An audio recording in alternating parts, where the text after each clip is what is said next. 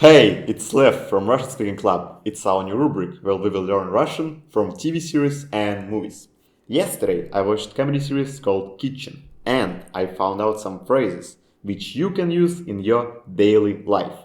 But I'm warning you, this series has a lot of food. A lot of food. So, eat first if you wanna watch it.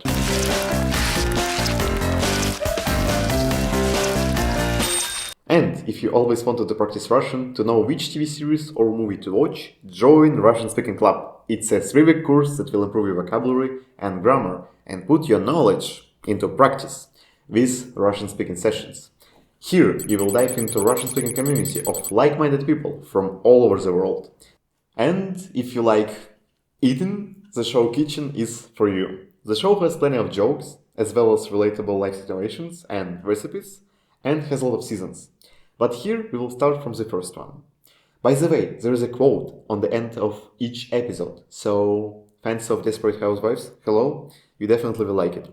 So to begin with, we will start from getting to know the characters.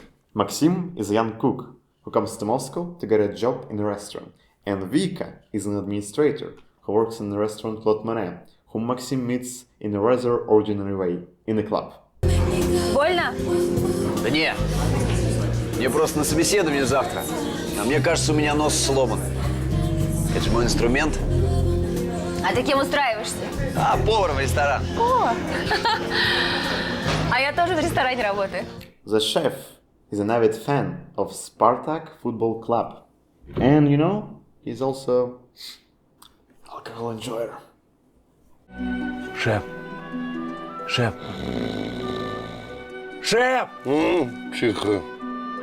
Fedya and Senya are two chief friends who are constantly making jokes at Maxim. Извините, а вы не шеф? Нет. А тебе зачем? Я на собеседовании. Вот шеф. Шеф, простите. Это к вам на собеседование. Ну хорошо. Пойдем поговорим.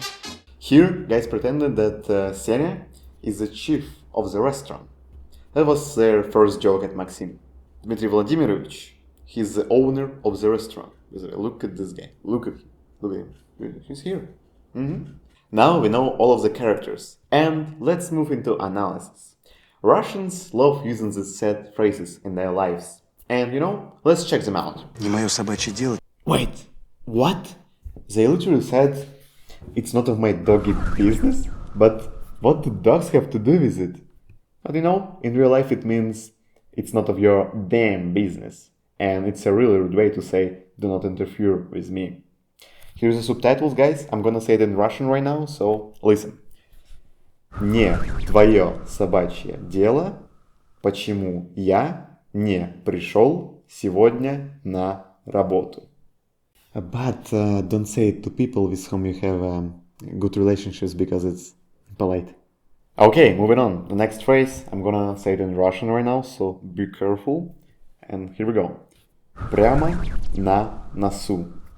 Делать что-то прямо на носу или под носом. Прямо на носу. Doing something right on our nose or under our nose means something happens really close to us. You can use it in он проворачивает странные дела прямо у нас на носу. He is doing really strange things right on our nose. Okay, the next phrase. Ready for Russian? I hope so. Видно по глазам. Что ты видишь? Настоящему повару никакое резюме не нужно. Его видно по глазам. In this fragment, Senya says, I can see a real cook by his eyes.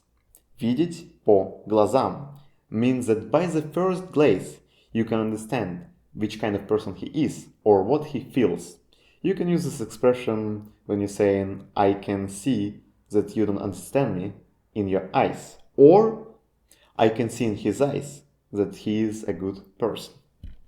Я вижу по глазам, что ты меня не понимаешь. Или по его глазам видно, что он хороший человек. And another phrase here is парить мозг. Ты мне мозг парил целый день. The chief says, ты мне парил мозг целый день. It means bothering someone with questions or boring someone with conversations. It used when someone is annoyed. For example, хватит парить мне мозг. Я и без тебя это знаю. Let's move on to the interesting phrases which Russian uses in colloquial situations. The moment where Dima, the owner of the restaurant, says «Милости просим», «Буду рад», «Я серьезно». Милости просим, буду рад. Я серьезно. There is no special meaning attached to this phrase. It's just a synonym for welcome or come through. For example, «Милости просим, проходите к столу». Do you like to talk about the money the way the Russians like to? Well, sometimes, to simplify our speech, instead of рублей, we can say штук. Сколько? 100 штук. Лев, сколько тебе заплатили в этом месяце? 200 штук. Yeah, I wish I could say these phrases about my salary more often. Облажаться. To screw up. It means to fail something, to make a mistake, or to show yourself badly. For example, я опять облажался, но я уверен, что в будущем у меня все получится. Облажаешься, я тебя уволю. Another colloquial verb. Выпендриваться. To show off. This means brag in a pretentious way. For example, она выпендривается новой сумкой, хотя это подделка. Или не нужно выпендриваться перед ними, они все равно тебя не полюбят.